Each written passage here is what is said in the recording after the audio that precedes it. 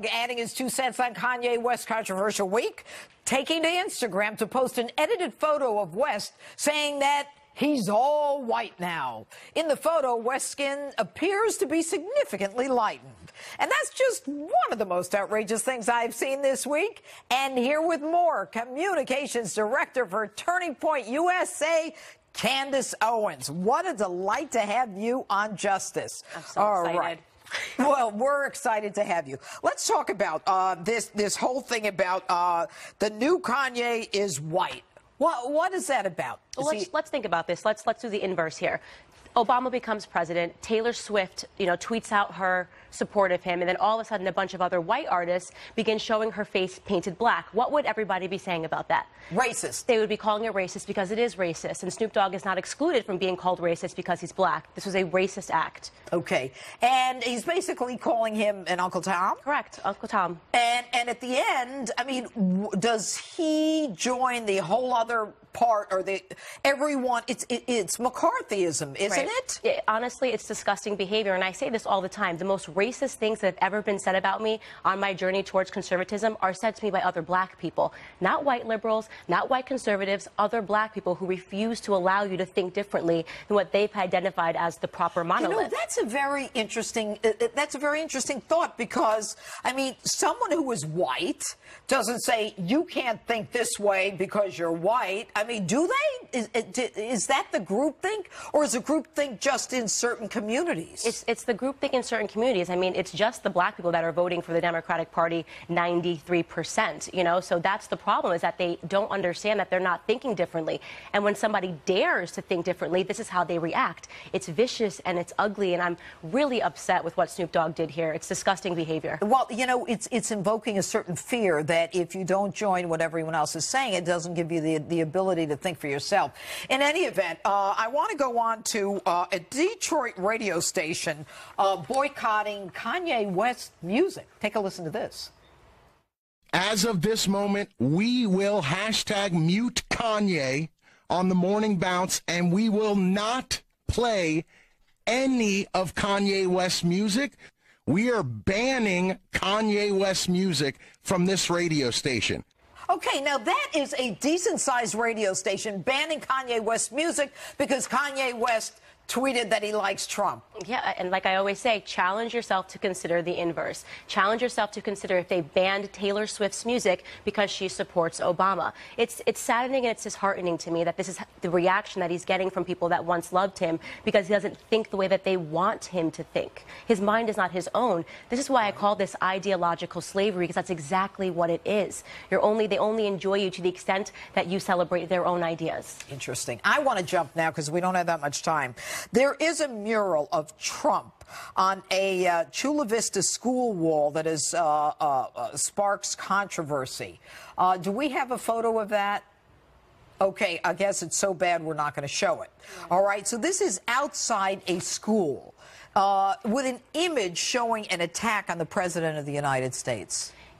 It's unacceptable, but I don't blame the students. I don't blame the parents. I don't blame the artists. I blame the media. I blame the celebrities for making people think this is acceptable behavior. Every award show we watch, they're mocking the president. We have songs that are coming out that are mocking the president. We have Snoop Dogg releasing albums that show the president dead, where he's pretending to shoot the president. What do you expect the response to be when they're watching people that they idolize say that this sort of behavior is okay? Of course, it's going to start to take place on a more molecular level, and that's exactly what's happening here. It reminds me of when they were taking a knee in the football that whole thing going on, and kids at schools, high schools, younger, they're taking a knee too. They kind of follow what they think is being taught to them or what's being imposed on them. Scary stuff. Monkey see, monkey do is exactly what this is, and it's sad and it's dangerous because the slope is very slippery. Let's see if there gets another president in there that's Democrat. You can't then say that this behavior is unacceptable down the line. You are an amazing young woman. Candace Owens, thanks so much for being with us. All right, the left's attempt to shut down and just demonize conservatives in this country is ramping up again. This time, they're attacking African-American conservative commentator Candace Owens for taking on Black Lives Matter protesters during an event at UCLA. Take a look. what is happening right now in the black community, you're going to hear it in this room first. There is an ideological civil war happening. Black people that are focused on their past and shouting about slavery, and black people that are focused on their futures. Victim mentality is not cool. I don't know why people like being oppressed. It's the weirdest thing I've ever heard. I love oppression. We're oppressed. 400 years of slavery, Jim Crow, which, by the way, none of you guys lived through. Your grandparents did, and it's embarrassing that you utilize their history. You utilize their history, and you come in here with more emotion than they ever had when they were living through it. More emotion than they ever had when they were living through it. It's embarrassing. You're not living through anything right now. You're overly privileged Americans. And on Saturday, Kanye West praised Owens on Twitter, and he wrote this, quote, "I love the way Candace Owens thinks, but not everyone of Owens is a fan with compliments and support Kanye West support." Look at what Tom Arnold went on a sexist, brutal, vicious, hateful, racist tirade on Twitter. Here's just some of what he tweeted. "Aside from being an insane alt-right race pimp, Candace Owens thinks Donald Trump is literally the Messiah, not you, at Kanye West, so you might want to reconsider." He also wrote, at Real Candace, "Good luck glomming on to Kanye West. His family already told him you were a phony and a fraud, a former Democratic bad actress." But I don't even want to talk about this anymore. Candace now joins us here. You are a total star. I watched that tape. I am so impressed and so happy for you that you have this gift. But I am so sad for you also that you have to take on those vicious attacks like that. Thank you so much, first of all, for the compliment. It means a lot coming from you. And let me tell you, do not be sad for me. This is exactly what I wanted. This is exactly what I intended to happen, because I knew exactly what I was going up against. When you go up against the left, this is what they do. They try to essentially say that you are not allowed to think differently. I say it all the time. Blacks are ideological slaves and pawns to the Democratic Party. Try and invest in real estate. If you don't put your money on under a mattress, believe me, I know what you mean. It's not the same, though. How I watched Kanye West, I was so happy that he did that, because that's what I always thought. Everybody should embrace this freedom. Why do so many have a problem with this? It's not a problem with it. You have to think about what the left has done successfully. They've hijacked our education. They hijacked our families via LBJ and the Great Society Act, taking away black fathers so that black youth would start to look at hip-hop culture and NBA and NFL athletes for the right direction. This is why they're constantly utilizing Hollywood, and there's developed this underground system of conservative thinkers in Hollywood for fear of losing their jobs. Kanye West is just the first person that's brave enough to come out swinging against them and saying that he has a right to think according to how he would like to. I really thought, honestly, it was so refreshing that he did that, and I was happy for you. You know, a very dear friend of mine, Deneen Borelli, she's been a guest on this program often. She wrote a best-selling book, Blacklash. The first thing she writes in the book is Google my name. And because she happens to be a black American who is conservative, the things that come up are the most vicious. Why? Why do you think that is?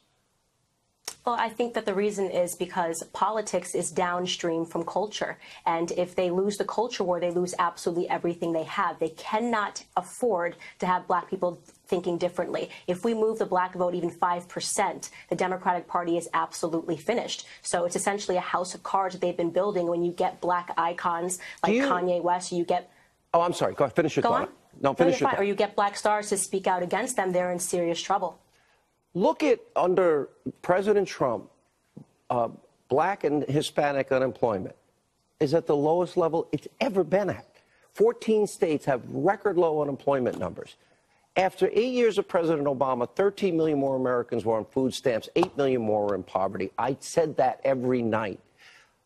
Do you think this is going to change? Because the Democrats, every year, every election year, they play the race card. Republicans don't want to count you in the census, the James Byrd ad, and so on and so forth. Do you think this changes? Is there a cultural shift based on results coming? 100% there's going to be a cultural shift. And you mentioned the Black Caucus, which stood for more food stamps when Obama announced it, but sat when Trump announced black unemployment. That is disgusting, okay? And that is because they work for leftists. It has been infected. It is a swamp. And I'm telling you right now, we are on the brink of an ideological revolution.